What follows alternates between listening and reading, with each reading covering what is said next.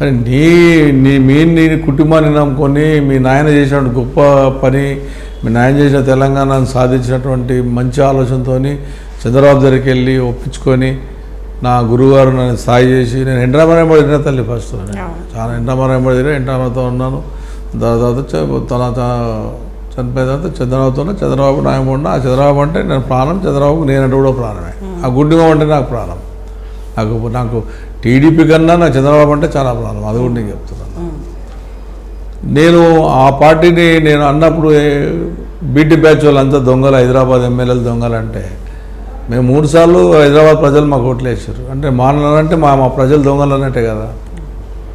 నువ్వు ఓడిపోయి మీ 10 ఏళ్ళు మనం రాజకీయంలో మీ నాన్న కింద పనిచేసి ఇవాళ మేము దొంగలమ్మని మీరు మాట్లాడితే మాకెంత బాధ కలుగుతుంది చెప్పండి. సరే కబ్జాలు అంటున్నావు, ఆ రోజు నువ్వు చెప్పలేవు, నేను కూడా ఆమె గురించి నేను చెప్పలేను. ఎందుకు చెప్పలేనంటే నువ్వు ఆ రోజు అనుంటే నేను నీ సంగతి చెప్పేవాడిని. బీఆర్ఎస్లో ఉన్నప్పుడే అనుంటే ఖచ్చితంగా నేను దొంగనంటే అప్పుడు నువ్వు చెప్పేవాడిని.